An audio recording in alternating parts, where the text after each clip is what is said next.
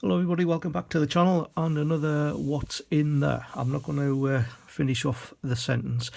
Today we've got something old, something new, something borrowed and something blue. You might think I've gone a bit loopy, but we'll start off with the something new. Now, this is the latest circulating commemorative coin. Now we're still waiting obviously for this Pride coin that's supposed to be coming into circulation. Now I did mention on Grossy's live stream, and I don't think anybody else has picked this up before, but this 70th Jubilee anniversary coin, believe it or not, is the 70th commemorative coin to go into circulation since the 50 pences were reduced in size. So I've got this album number 1, which I didn't quite complete. I shelved after 50 episodes, I think.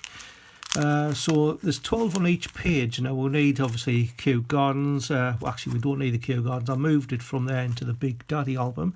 So we've got 12 on that side.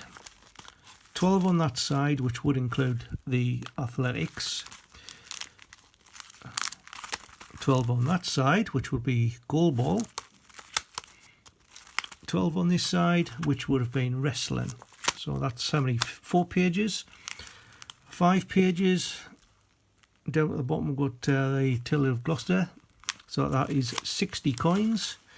And then we've got Tiltmouse, Paddington at the station, Paddington at the Palace, the People Act, Paddington at the Tower of London, Paddington at the St Paul's Cathedral, Sherlock Holmes.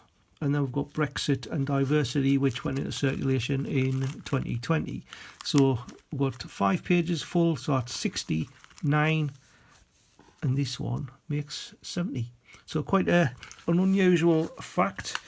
And I'm just going to put the Platinum Jubilee coin into the album. So like I said, the 70th coin. The next thing is something blue. Well, it's actually going to be sort of turning the air blue, but I'm not going to be swearing on this channel. But something that's really made me very angry over the last couple of weeks is since the passing of Queen Elizabeth II, there's a couple of coin companies jumped on that by bringing out their own commemorative tokens, medals, whatever you want to call them, which I think is totally wrong considering the Queen hasn't even had her funeral yet. So they've brought out, well, there's one company in particular brought out a commemorative medal for the life of Queen Elizabeth II. Then there's another one for King Charles III. There's also one for William, Prince of Wales. They've also brought out a last day cover, believe it or not. Now all of these are advertised as silver plated. Yes, they are, but the silver plated iron. And when you go into the actual product description, they're all awaiting stock, so they haven't even probably made them yet, but yet they've advertised them. So as far as I'm concerned, that's profit and greed above respect. I mean, the Queen hasn't, as I said, been laid to rest as yet on the date that I'm recording this. Anyway, swiftly moving on, that was my little rant. Something borrowed. Now again, this relates to the monarchy, well, quite a few monarchies, because you've probably seen this before on the channel, but I thought it was worth another airing. Now, everybody knows that Queen Elizabeth II was the longest reigning monarch of either England or Great Britain when it became that. But way back in 2002, to celebrate the Queen's Golden Jubilee, Westminster brought out a set of coins. Now, each of them have the obverse of Queen Elizabeth II, and as you can see, it's East Caribbean states, $1, 2002. These are gold plated, but it's gold plated cupro nickel, and it commemorates the 5 monarchs that actually surpassed a golden jubilee. So the first one we've got is Henry III. And 1216 was the year he acceded the throne, and 1266 was his golden jubilee. The next one we've got is Edward III. As you can see there, 1327 to 1377.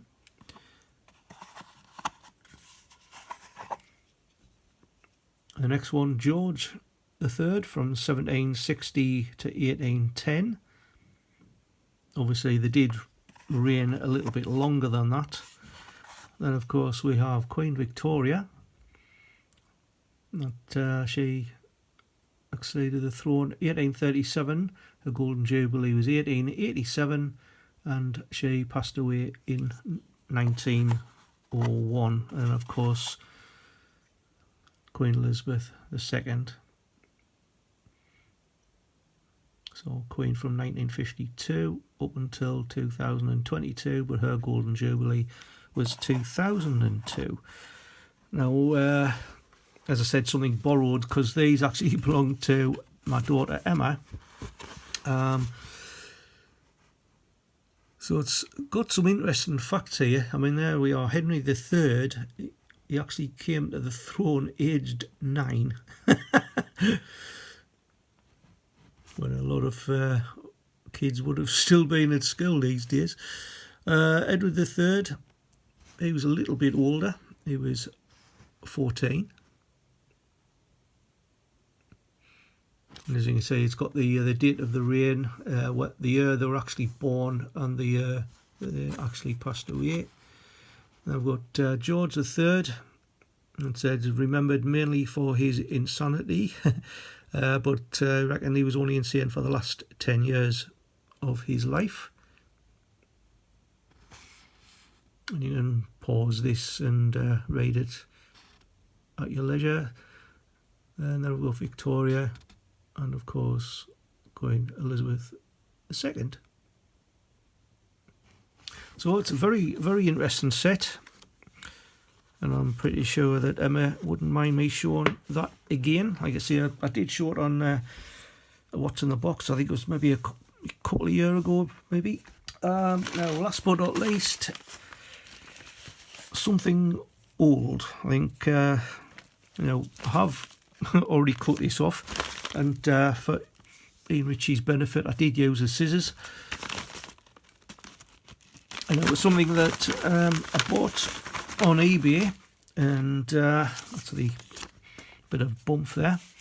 And it's the 1970 Coinage Proof Set.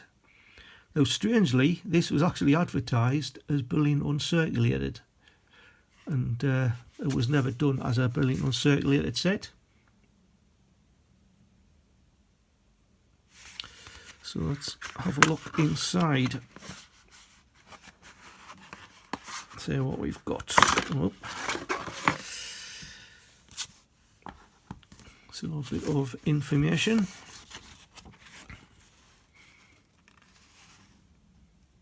Again, you can pause and read it later. Pictures of the denominations. And a bit of blurb about them. And also that one there has got about the halfpenny. So the coins themselves, let's have a look. I think two of them I know were a little bit toned. So let's have a... For some reason the mintage figures on these are a bit weird. I mean, we do know that it was only issued in proof sets, so I would have thought that every single coin would have had the same mintage. But they do vary. The majority of them are 750,400. So we'll start with the halfpenny down the bottom. Actually, I'll just zoom in a little tad so we can see a little bit better. So all the obverses, by the way, are exactly the same. The Mary Gillick portrait, very first portrait of Queen Elizabeth II. So the halfpenny, as I said, mintage 750,400, made of bronze. The designer was Thomas Humphrey Paget. And I've got the Golden Hind, Sir Francis Drake's ship. The diameter is 25.4 millimeters and the weight is 5.67 grams.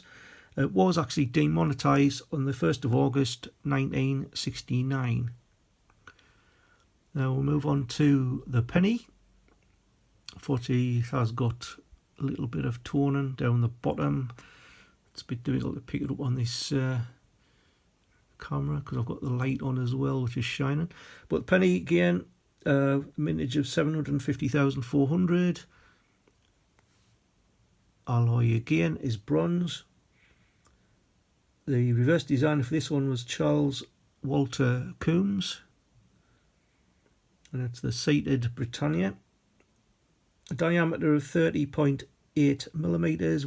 The weight was 9.45 grams, and this one was actually demonetised on the 31st of August 1971. Now they weren't, I don't believe, they run alongside the decimal currency, but people had to like a little while to get them all back into their banks. Then the next one is the threepence or threepence, threepenny bit. And this was a mintage. Now this has got a different mintage, 750,476, and it is made of nickel brass.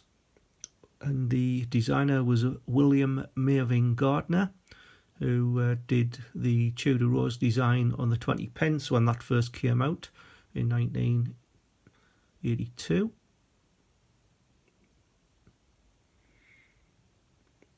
And this one has got the Tudor portcullis, the crown on it. The diameter for this is 21.74 millimeters, weight is 6.8 grams, and this was also demonetised on the 31st of August 1971. Next up is the sixpence. This again mintage of 750,400. This is a Cupra nickel, which all the rest of the coins I'm about to show you are. This was designed by Edgar Fuller and Cecil Thomas. We've got the Tudor Rose, the Leek, the Shamrock and the Thistle. Diameter is 19.3 millimeters, weight is 2.83 grams, and that was demonetised 30th of June 1980. Because the reason I kept that on, because it was worth 2.5 new pence. Right, next one we've got is a shilling. Now this is the Scottish shilling. Vintage again, 750,400. And this was again designed by William Mervyn Gardner. A crowned Scottish shield of arms. Diameter of 23.5 millimeters, weight of 5.66 grams. And that was again demonetised 31st of December 1990, because it was worth 5 pence, the same size as the old style decimal 5 pence. Moving across, we've got the English shilling, again designed by William Mervyn Gardner. This is the crowned English shield, and the diameter and weight is exactly the same as the Scottish one. And the demonetisation date is also 31st of December 1990. Then we'll move up to the florin, or 2 shillings. And this one was a mintage of 750,000 exactly. I forgot to mention the English shilling was 750,000 as well. So I don't know where the other 400 went, because that one had 750,400 and that one only had 750,000. This is according to New Mister. So 750,000. Edgar Fuller, Cecil Thomas again were the designers. And this has a central Tudor rose surrounded by lakes, thistles and the shamrock. This had a diameter of 28.5 millimeters, weight of 11.31 grams, and this was demonetised on the 30th of June 1993 because again this was the same size as the old style decimal 10pence. Last but not least, my favourite of the pre-decimal coins, the half crown. Now again, this had a mintage of exactly 750,000. Edgar Fuller and Cecil Thomas again were the designers. And this has a crowned quartered shield of arms.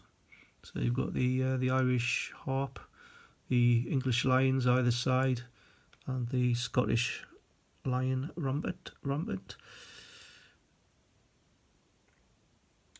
Diameter of 32.3 millimeters, weight of 14.14 grams, and this was demonetised on the 31st of December 1969. So, like I say, this set was only issued in proof only. None of the coins went into circulation.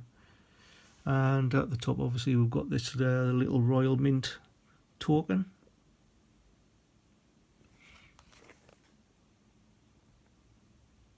Elizabeth R. Right, zoom back it. So that's it for today's What's in the Box. Like I say, I'd just like to pass my condolences on to the royal family once again.